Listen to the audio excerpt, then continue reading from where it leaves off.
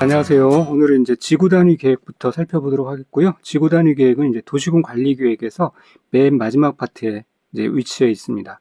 그동안 이런 것들을 다 배웠어요. 그래서 도시군 관리 계획의 이 지구 단위 계획 파트를 배우면 이제 색깔을 달리해서 개발 행위 파트로 넘어갑니다. 자, 그래서 보시면 지구 단위 계획이라는 것은요. 그동안 계속 이제 지구 단위 계획, 지구 단위 계획에 대해서 나왔죠. 우리가 익숙한 단어인데 뭐라고 제가 설명을 드렸냐면은 특정 지역 상세 개발, 집중 관리 그런 프로젝트다. 그래서 지구 단위 계획 구역으로 내 땅이, 내가 있는 집이 이렇게 구역 지정이 돼버리면은 이제 어떤 느낌이냐면 로또를 맞았다. 왜냐면은 거기가 이제 종상향이 되면서 건물을 더 높게 지을 수 있고요. 그리고 건폐율도 더 확장이 되는 거예요. 그러니까 당연히 집가가 껑충 뛰겠죠. 그래서 거기에 살고 있는 그 토지 소유자 입장에서는 굉장히 이제 혜택을 보는, 재산 가격이 향상되는 그런 효과를 누릴 수 있는 그런 개념을 머릿속에 두시고 내용을 보시면 이해가 좀 빠릅니다. 그래서 지구 단위 계획은 도시군 계획 수립 대상 지역의 일부에 대해서 토지용을 합리화하고 그 지능을 증진시키며 미관을 개선하고 양호 환경을 확보하기 위해서, 그래서 이제 해당 확보를 하기 위한 것이고요. 그래서 해당 지역을 체계적 관리적 계획적으로 관리하기 위해서 수립하는 도시군 관리 계획을 말해요. 도시군 관리 계획의 일환이고요. 그 다음에 지구 단위 계획은 이제 핀셋 개발이기 때문에 전부에 대해서 하는 게 아니에요. 도시군 계획 수립 대상 지역의 일부에 대해서 한다. 그 두 가지 이거를 정확하게 알아두셔야 됩니다. 나머지는 뭐 그리 중요한 건 아닌데요. 어쨌든 지구 단위 계획은 일, 진, 개, 양 뭐 그렇게 암기를 하셔도 되겠습니다. 자, 그리고 이 지구 단위 계획을 수립을 할 때 뭐 이런 고려 사항들이 있어요. 한번 읽어보시면 되겠고요. 해당 지역의 용도 지역 특성 그런 거 고려해야 되겠고, 수립 기준은 역시 이제 국토교통부 장관이 정하는 거고요. 이 지구 단위 계획 구역 및 지구 단위 계획은요, 도시군 관리 계획으로 결정하는 거 당연한 거지만 시험에 자주 나오는 지문이고요. 그러니까 도시군 관리 계획으로 결정한다는 건 뭐냐면요, 이 지구 단위 계획 구역, 지구 단위 계획도요, 기초조사와 뭐 공람 절차를 거치고 지방의 의견을 들어가지고 이제 입안을 하고 그 다음에 협의와 심의를 거쳐서 결정이 된다. 그런 내용입니다. 그리고 이 지구 단위 계획의 내용을 보면은요, 자, 이런 내용들이 들어가는데 이 중에서 이제 2번, 3번이 이게 필수 사항이라는 거예요. 그래서 이 지구에는 건기가 필수적으로 있다. 그런 거죠. 우기가 있듯이 건기도 있어요. 그래서 필수적으로 들어가는 사항을 보면은 건축물의 용도 제한, 건축물의 건폐율, 용적률, 건축물의 높이의 최고 한도 또는 최저 한도가 들어가고요. 그 다음에 기반 시설의 배치와 규모가 또 들어갑니다. 이 기반 시설이라는 것은 도로, 공원을 어디에 얼마나 크게 지을 것인가 하는 거, 이런 것들이 이제 기본적으로 반드시 들어가야 된다는 거고요. 나머지 이제 선택사항을 보면은 용도 지역이나 용도 지구를 대통령으로 정하는 범위에서 세분하거나 변경하는 사항, 이런 것들이 들어갑니다. 자, 그래서 이 가로 안의 내용은 뭐 별다른 건 아닌데요. 이 용도 지역, 용도 지구의 세분 또는 변경은 그 용도 지역, 용도 지구를 그 각각의 용도 지역 또는 용도 지구의 범위 안에서 세분 또는 변경하는 것으로 한다. 그런 내용인데요. 말하자면 제2종 일반 주거 지역에서 준주거 지역으로, 그러니까 주거 지역 내에서 그렇게 변동이 가능하다는 거고요. 이 말인즉 즉 녹지 지역에서 갑자기 뭐 준주거 지역으로 이렇게는 안 된다. 그런 말이죠. 그래서 이제 참고하기 위해서 제가 설명을 드리면은, 이게 백현동의 식품연구원 부지가 자연 녹지 지역이었는데 이게 준주거 지역으로 갑자기 4단계 수직 종상향이 되었죠. 그래서 이 자연 녹지 지역은 원래는 이 용적률이 100%였는데 이 준주거 지역은 500%예요. 그러니까 5배가 갑자기 뛰어가고, 그래서 이제 문제가 됐던 거죠. 그러니까 원래는 이제 한 단계 한 단계 이렇게 상향되는 것이 원칙입니다. 그런 것이 이제 일반적인데 이렇게 4단계를 수직 상향시키면서 여러 가지 좀 무리수가 있을 수 있었다. 뭐 그런 내용인 것 같아요. 자세한 거는 저도 잘 모르겠습니다. 어쨌든 그렇게 이해 차원에서 알아두시고, 건축물의 배치, 형태, 색채 또는 건축선에 관한 계획. 자, 이거는 필수사항은 아니고 들어갈 수 있다. 이 건축선이라는 것은요, 여기서 바로 등장하는 겁니다. 그 전에 살펴봤던 우리가 이제 도시군 관리계획이나 기본계획 그런 데서는 이런 건축선에 대한 이런 세부적인 사항까지는 들어가지 않아요. 이 지구 단위 계획은 아주 좁은 범위 내 핀셋 개발이기 때문에 이런 것까지 들어갈 수 있다라는 거고요. 그렇게 알아두시면 되겠고, 환경관리계획 또는 경관계획, 노동자 안정 등을 위한 교통처리 계획 이런 것들이 들어갈 수 있습니다. 자, 그리고 이제 이 도시 지역의 이 지구 단위 계획 안에서의 건폐율 등의 규제 완화 내용이 중요한데요. 자, 이 아래 표와 같이 지구 단위 계획으로 정하는 바에 따라서 이렇게 완화가 되는데 이 도시 지역 내와 도시 지역 외로 구분이 됩니다. 자, 먼저 건폐율은요, 이 도시 지역 내외를 불문하고 150%까지 그 이내에서 완화하여 적용할 수 있습니다. 그러니까 이 말은 여기에 이렇게 써 놓으셔도 될 것 같아요. 해당 용도 지역의 건폐율에, 해당 용도 지역의 건폐율이 있잖아요. 거기에서 이제 150% 이내에서 완화가 될 수 있다는 거고요. 용적률은 200% 이내에서 완화될 수 있습니다. 건축물의 높이 제한과 주차장의 설치 기준은요, 도시 외 지역에서는 완화 규정이 없어요. 도시 지역 외에서는 굳이 높이에 대한 거, 그리고 땅이 넓은데 주차장 설치에 대한 어떤 그런 완화 규정을 따로 둘 필요는 없겠죠. 도시 지역 내에서만요, 높이 제한은 120%까지, 주차장 설치 기준은 100%까지 완화해 줄 수 있습니다. 자, 왜 이런 완화 규정들이 들어가느냐면요, 이 지구 단위 계획 구역에서는요, 이 토지 소유자가 내 땅의 일부를 기부 체납하기도 해요. 기부 체납이라는 것은 이제 공공시설 부지로 내놓는다는 거죠. 혹은 또 한옥 보존이나 뭐 공익적인 목적에 부합하게 그렇게 이제 개발하는 경우도 있는데, 기부 체납을 하든 이런 식의 개발을 하든 이제 국가가 자기의 어떤 목적대로 그 땅을 개발하는 대신에 그 토지 소유자들한테 이제 선물로 주는 게 이 바로 건폐율, 용적률, 높이 제한, 주차장 설치 기준 등을 완화해 주는 겁니다. 그래서 자기 땅이 조금 약간 면적은 좁아질지라도 더 높게, 더 유리한 조건으로 지어서 재산 가치를 향상시킬 수 있게 해준다라는 거죠. 그런 걸 이해를 하시면 되겠고요. 요 위에서 주차장 설치 기준에 대해서 좀 더 부연 설명을 해드리면, 도시 지역 내에서만 이게 100%라는 것이 들어가는데요. 이 100%라는 것은 아예 그냥 주차장을 설치하지 않아도 된다는 거예요. 주차장 설치 기준을 100%까지 완화해 적용할 수 있다는 것은 주차장을 설치하지 않을 수 있다는 그런 뜻입니다. 이해되시겠죠? 그래서 어떤 경우에 그러냐면 이 세 가지 경우가 있습니다. 이 지구 단위 계획 구역의 목적이요, 한옥마을을 보존하거나, 두 번째, 차 없는 거리를 조성하고자 하는 경우, 이런 경우 주차장 설치 기준을 100%까지 완화하여 적용할 수 있습니다. 그리고 가로 내용 한번 보시고요. 그 다음에 이 완화 규정 중에 이 특징적인 게 또 대지 분할이나 건축선에 관한 완화 규정은 없다는 것을 또 알아두시면 되겠고요. 그 다음에 이제 지구 단위 계획 구역의 지정에 대해 살펴보겠는데, 이 계획 구역은요, 도시 지역뿐만 아니라 도시 외 지역도 구역 지정이 가능합니다. 그리고 도시 지역인 경우는 임의 지정과 필수 지정이 있다는 사실, 이 구조를 잘 이해를 하고 계셔야 됩니다. 임의 지정은 전부 또는 일부를 지정할 수 있고요.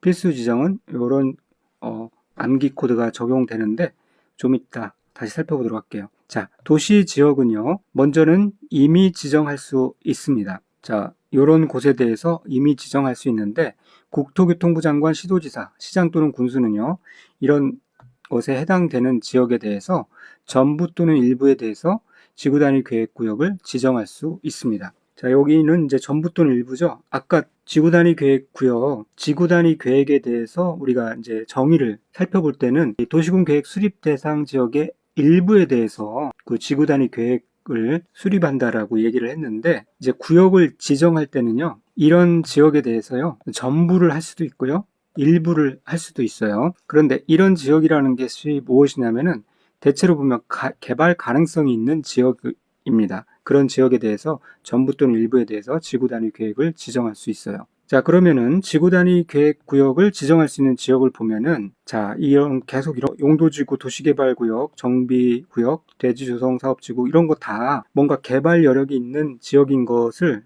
감으로 알 수 있겠죠? 자, 그렇게 감으로 일단 알아두시고요.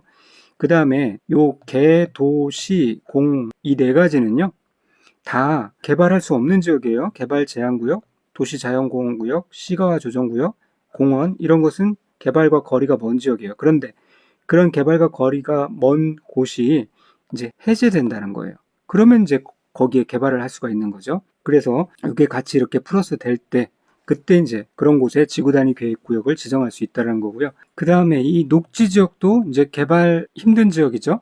이런 지역에서 주거 상업 공업 지역으로 이 주상공 지역으로 변경되면은 이제 그러면은 개발이 가능한 거예요. 그런 상황. 그리고 새로 도시 지역으로 편입되는 구역 중에 계획적인 개발 또는 관리가 필요한 지역. 그런 지역에서 지구 단위 계획 구역을 지정할 수 있습니다. 그 다음에 복합적인 토지 이용을 증진시킬 필요가 있는 지역으로서 일반 주거, 준주거, 중공업 지역, 그리고 상업 지역에서 낙후된 도시움을 회복하거나 도시 균형 발전을 위한 중심지 육성이 필요한 지역.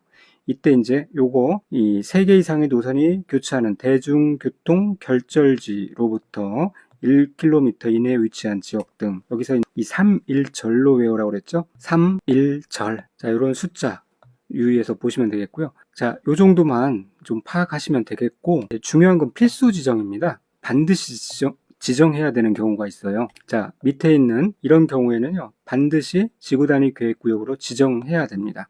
자, 요게 이제 중요한데요. 정비구역과 택지 개발 지구에서 시행되는 사업이 끝났어요. 그리고 10년이 지났어요. 자, 이런 경우 반드시 지구 단위 계획구역으로 지정해야 되고요. 또 한 가지는 일단은 면적이 30만 제곱 이상이어야 돼요. 그런 지역 중에서 시가와 조정구역 또는 공원구역에서 해제되는 지역. 아까 보면은요, 이 시가와 조정구역과 공원구역에서 해제되는 경우가 위에 있었죠. 자, 여기서도 시가와 조정구역과 공원구역에서 해제되는 구역이 있었어요. 그런데 이 똑같은 구조인데 이게 요 면적이 30만 제곱미터 이상이면은 그런 경우는 이제 반드시 지정해야 되는 경우예요.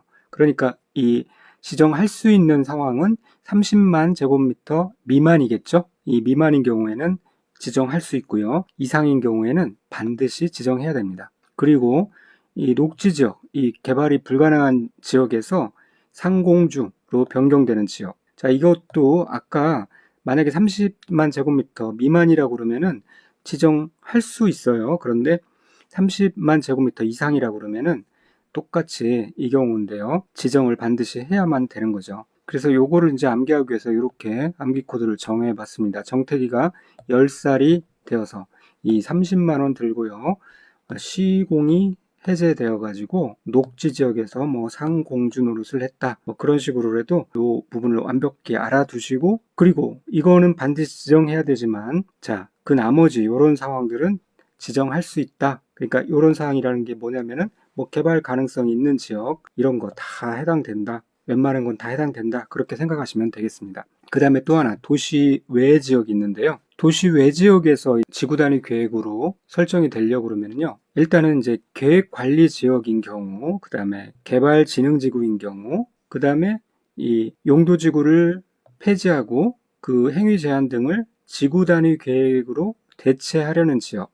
그래서 대체 이렇게 이제 암기를 하시면 되는데, 이 계획관리 지역에서도요, 면적의 2분의 1 이상이 계획관리 지역이어야 돼요. 그리고 개발진흥지구도요, 계획관리 지역에서 요건에 해당되어야 돼요. 그러니까 이 도시 외 지역에서 지구단위 계획구역으로 지정되려는 경우는 일단은 계획관리 지역이 대장 역할을 하는 곳이어야 돼요. 뭐 2분의 1 이상, 여기도 그 조건에 같이 해당되는 거니까 2분의 1 이상 계획관리 지역이어야 되고요. 그런 전제 하에서 이 나머지 용도 지역은 생산관리 지역 또는 보전관리 지역이어야 한다. 그러니까 이 말인즉 지구단위 계획구역은요, 농림지역이나 자연환경 보전지역이 섞이면 안 된다는 거예요. 그런 게 들어가면은 지구단위 계획구역이 들어갈 수가 없습니다. 이런 곳은 개발 용도의 지역이 아니기 때문에 그렇습니다. 그리고 지구단위 계획구역으로 지정하는 토지의 면적이 이런 면적 요건에 해당되는데, 이제 원칙적으로는 아파트 또는 연립주택 건설 계획이 포함되는 경우는요,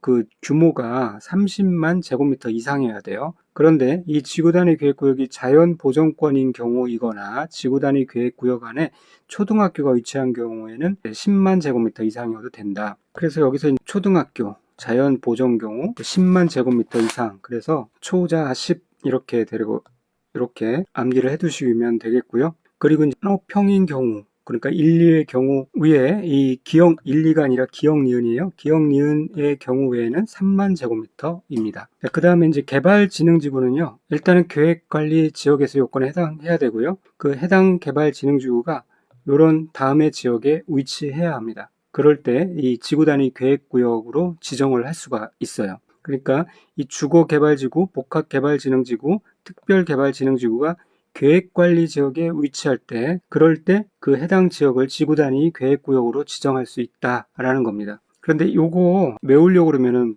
복잡한데요. 이렇게 입에 좀 붙여놓으세요. 주, 산, 관, 복, 특, 개생농, 관농자. 자, 그래서 여기 주, 산, 관, 특, 개생농, 관농자. 그렇게 암기를 해 놓으시면 되고요. 시험에 임박해서 이제 두세 번 한번 해보면은 입에 붙을 겁니다. 그렇게 암기를 하시면 되겠습니다. 다시 말씀드리면 관광휴양개발진흥지구는요, 이 도시 외 지역에 있을 때, 그럴 때 이제 지구단위 계획구역으로 지정할 수 있다라는 겁니다. 그리고 용도지구를 폐지하고 그 용도지구에서의 행위 제한 등을 지구단위 계획으로 대체하려는 지역.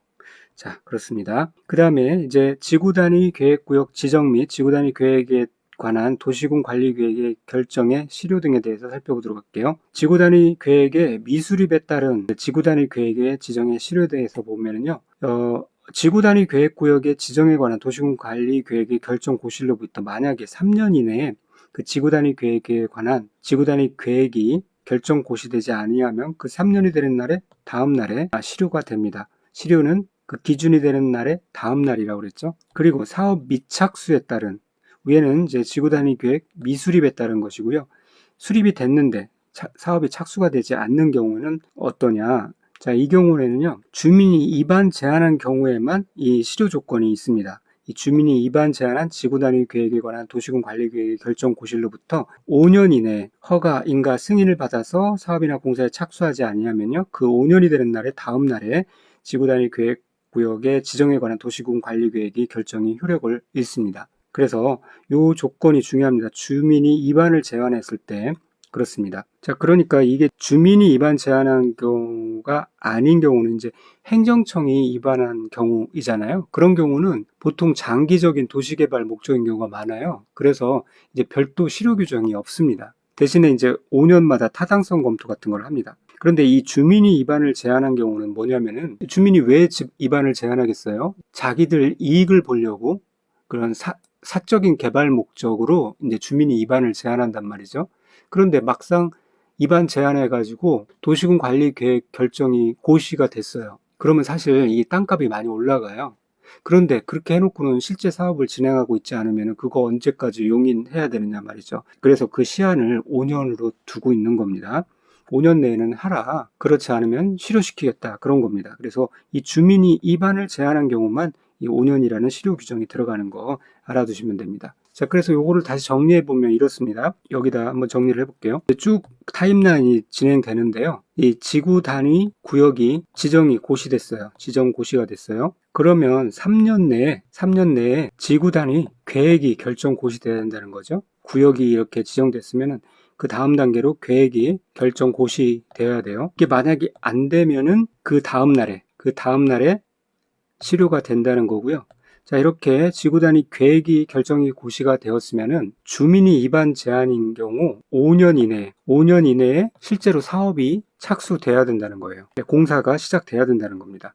그렇게 안 되면은 요 다음 날에 실효가 된다는 겁니다. 이 조건은 5년 조건은 행정청이 입안한 경우는 상관은 없고요. 그런 기간 제한 규정이 없고 주민이 입안 제한한 경우에만 이렇게 해당되는 겁니다. 자, 그렇게 정리해서 암기해 두시면 되겠고, 지구 단위 계획구역에서의 건축을 보면은요, 이 지구 단위 계획구역에서는 당연히 뭔가 이제 건축물을 건축하거나 공작물을 설치하려면 그 지구 단위 계획에 맞게 해야 해요. 그런데 이 가설 건축물인 경우에는요, 그럼 여기 이제 지구 단위 계획에 맞게 할 필요가 없다라는 거예요. 그래서 이 지구 단위 계획에 맞게 건축할 필요가 없는 가설 건축물을 보면은 존치 기간이 3년의 범위에서 조례로 정한 존치 기간 이내인 가설 건축물. 그러니까 3년 범위니까 3년이 지나면은 허물 거예요. 그러니까 굳이 시한 3년이라는 그 시한 안에만 존재하는 가설 건축물이기 때문에 지구 단위 계획에 맞게 할 필요가 없다라는 거죠. 그리고 재해복구 기간 중에 이용하는 재해복구용 가설 건축물도 마찬가지고요. 특정한 시한 중에 이용하는 거니까요. 공사기간 중 이용하는 공사용 가설 건축물도 이 공사할 때만 사용하는 거니까 굳이 지구 단위 계획에 맞게 건축할 필요가 없다는 겁니다. 그러니까 이 말을 다시 말하면요. 이 지구 단위 계획이 수립되어 있지 않거나 이 밑에 이게 내용이고요. 그 다음에 지구 단위 계획이 수립되어 있는 지구 단위 계획 구역에서라도 공사 기간 중에 이용하는 이 공사형 가설 건축물, 그리고 재복구용 가설 건축물, 또 3년 범위에서 조례로 정한 가설 건축물, 이런 거를 건축하려면은 지구 단위 계획에 맞게 하지 않아도 된다라는 겁니다. 이게 뭔가 맞지 않게 하면 해도 된다라고 하면 어감상 틀렸다고 생각하기 쉽잖아요. 그래서 문제가 나오는 겁니다. 그 계획에 맞지 않게 설치해도 됩니다. 자, 그런 내용까지 알아두시고 문제를 살펴보도록 하겠습니다. 지구 단위 계획구역 및 지구 단위 계획은 도시군 관리계획으로 결정하는 거 맞습니다. 도시군 관리계획으로 결정합니다. 지구 단위 계획의 지정에 관한 계획은 도시군 기본계획에 해당한다. 도시군 관리계획에 해당하죠. 산업 입지 및 개발에 관한 법률에 따른 준산업단지에서 지구 단위 계획구역을 지정할 수 없다. 아니죠. 웬만하면 다 이게 개발 가능성이 있는 지역은 다 이 지구 단위 계획구역에 지정을 할 수 있는 지역에 해당됩니다. 그래서 이 무슨 뭐 산업단지, 준산업단지 다 가능합니다. 관광진흥법에 따라 지정된 관광단지의 전부 또는 일부에 대해서 지구 단위 계획구역을 지정할 수 있다. 자, 이것도 관광단지, 관광특구 이런 데에 대해서 전부 또는 일부에 대해서 할 수 있어요. 자, 개발 제한 구역에서 해제되는 거죠. 자, 해제되는 거니까 지구 단위 계획구역으로 지정될 수 있습니다. 도시 지역 내 복합적인 토지 이용을 증진시킬 필요가 있는 지역으로서 지구 단위 계획구역을 지정할 수 있는 지역에 일반 공업지역은 해당되지 않는다. 자, 일반 공업지역은요, 공장 등이 들어가 있는 지역이잖아요. 일반 공업지역은 해당하지 않습니다. 준공업지역은 가능하고요. 그래서 이 준공업지역은 가능하지만 일반 공업지역은 해당하지 않고, 택지개발촉진법에 따라 지정된 택지개발지구에서 시행되는 사업이 끝난 후 이 정택이 할 때 택이죠. 10살입니다. 5년이 아니라. 자, 그래서 여기 이제 정택이는요, 10살입니다. 그래서 이 틀린 거고, 도시지역 외의 지역을 지구 단위 계획구역으로 지정하려는 구역 면적의 3분의 2 이상이 계획관리지역이어야 한다. 이 3분의 2 이상이 아니라 2분의 1 이상이 계획관리지역이어야 합니다. 농림지역에서 위치한 산업유통개발진흥지구는 지구 단위 계획구역으로 지정할 수 있는 대상 지역에 포함되지 않는다. 자, 이런 문제 나오면은요, 주, 산, 관, 복, 특, 그리고 개생농, 관농자 이렇게 빨리 적어 놓으시고 문제를 푸시면 좋습니다.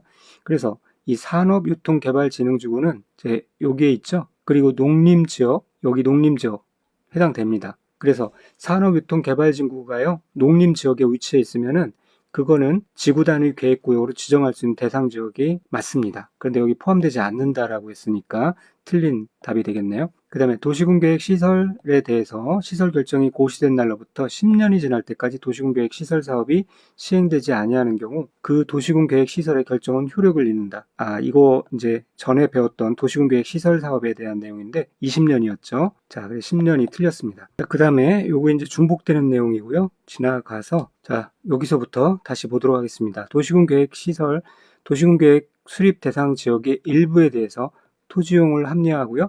기능을 증진시키고 미관을 개선하고 양호 환경을 확보하기 위해서 그 지역을 체계적 계획적으로 관리하기 위해서 수립하는 도시군 관리 계획은 지구 단위 계획이다. 지구 단위 계획에 대한 정의로서 정확히 다 맞죠. 일부에 대해서 도시군 관리 계획으로 하고요. 그래서 지구는 일진 개양시킨다. 맞습니다. 그리고 지구 단위 계획의 수립 기준은 국토교통부 장관이 정하고요. 건축물의 형태, 색채에 대한 계획도 지구 단위 계획의 내용에 포함될 수 있습니다. 자, 건축물의 형태, 색채, 배치, 건축선에 대한 계획도 포함될 수 있습니다. 그 다음에 지구 단위 계획구역에서 도시지역 외라고 요거 단서를 잘 보셔야 되고요. 지구 단위 계획구역에서 지구 단위 계획에 의한 건폐율 등의 완화 적용에 대한 설명으로 이제 OX를 표시하라. 해당 용도지역 개발진흥주구에 적용되는 건폐율의 150% 이내에서 건폐율을 완화하여 적용할 수 있다. 자, 도시지역 외에서 이 건폐율도 150% 이내에서 완화하여 적용할 수 있습니다. 자, 건폐율은요, 내외를 불문하고 150% 이내 완화 적용할 수 있고, 해당 용도 지역 또는 개발진흥지구에서 적용되는 용적률의 200% 이내에서 용적률을 완화하여 적용할 수 있다. 자, 200% 맞고요. 건축물의 높이. 자, 건축물의 높이는 도시지역 외에서는 완화 규정이 없었습니다. 도시지역 내에서만 120% 완화 조항이 있으니까 요거는 그래서 틀린 거고요. 계획관리지역에서 지정된 개발진흥지구 내 지구단위 계획구역에서는 건축물의 용도, 종류, 규모 및 등을 완화하여 적용할 수가 있고요. 건축 제한요. 그 다음에 계획관리지역 외의 지역에 지정된 개발진흥지구 내 지구단위 계획구역에서는 건축물의 용도, 종류, 규모 등을 완화하여 적용할 경우 아파트 및 연립주택은 허용되지 아니한다. 자, 이거 맞습니다. 이 개발진흥지구가 이 계획관리지역 외의 지역에서 지정되는 경우는요. 자, 여기서 보시면은 이 관광휴양개발진흥지구 밖에 없어요. 나머지는 이 계획관리지역이 들어가죠. 이런 곳에서는 아파트 및 연립주택을 지을 수가 없죠. 자, 그래서 허용되지 않는다 그랬으면 맞고요. 자, 그 다음에 지구단위 계획구역, 도시지역 내구역, 건축물을 건축한 자는 그 대지의 일부를 공공시설 등의 부지로 제공하거나 공공시설 등을 설치하여 제공하는 경우 그 건축물에 대해서 지구단위 계획구역으로 건폐율인 경우에는 150%입니다. 자, 건축물인 경우에는 150%이고요. 용적률이 200%입니다. 그래서 이거 암기하시기 헷갈리시면은 이 페이로 용이하게 한다. 이 페이 있죠? 무슨 뭐 삼성페이 같은 거 있죠? 이 페이로 그러니까 건폐율 1.5 그 다음에 용적률은 용이 그러니까 페이로 사용해서 결제를 하면 용이하죠? 페이로 용이하게 그렇게 딱 알아두시면은 헷갈리지 않을 겁니다. 페이로입니다. 그 다음에 지구단위 계획구로 차량 진입 금지 구간을 지정한 경우 주차장법에 따른 주차장 설치 기준을 최대 80%가 아니라 100%까지 완화할 수 있었고요. 도시지역 내 지구단위 계획구역의 지정이 한옥마을 보존인 경우 50%까지가 아니라 100%까지 완화할 수 있고요. 도시개발법에 따라 지정된 도시개발구역의 전부 또는 일부에 대해서 지구단위 계획구역을 지정할 수 있습니다. 지정할 수 있고요. 이 도시개발법, 그러니까 개발 가능성이 있는 곳에 대해서요. 그 다음에 두 개의 노선이 교차하는 대중교통 결절지나 요 경우요. 3, 그 다음에 1km 이내여야 되고요. 절이어야 돼요. 그래서 3.1절, 세1절 그렇게 암기를 했었습니다. 세1 택지개발촉진법에 따라 지정된 택지개발지구에서 시행되는 사업이 끝난 후 10년 자, 정택이 10년 이런 경우는 지구단위 계획구로 지정하여야 하죠. 맞습니다. 필수 지정지역입니다. 도시지역 외의 지역도 지구단위 계획구역으로 지정될 수 있죠. 도시지역 외의 지역도 이렇게 지정될 수 있습니다. 도시지역 외의 지역으로서 용도지구를 폐지하고 그 용도지구에서 행위 제한 등을 지구단위 계획으로 대체하는 지역은 지구단위 계획구로 지정될 수 있습니다. 요 디귿번에 대한 내용이었죠. 지구단위 계획, 주민이 제한한 것을 한정하고요. 이 지구단위 계획에 관한 도시군 관리계획의 결정의 고실로부터 이런 경우는 이제 5년입니다. 5년 이내 국토의 계획 및 이용에 관한 법률 또는 다른 법률에 따라서 허가 승인 등을 받아서 사업이나 공사에 착수하지 아니하면요. 그 5년이 되는 날의 다음 날에 지구단위 계획 결정은 효력을 잃습니다. 자, 이 내용에 대한 내용이었습니다. 지구단위 계획이 수립되어 있는 지구단위 계획 구역에서 공사기간 중 이용하는 공사용 가설 건축물을 건축하려면은 그 지구단위 계획에 맞게 하여야 하지 않고요. 맞게 하지 않아도 됩니다. 틀린 내용이 되겠습니다. 자, 그렇게 이제 지문을 살펴보시면 되고요. 다음 시간에 개발행위 허가부터 또 배우도록 하겠습니다. 오늘도 수고 많으셨습니다. 감사합니다.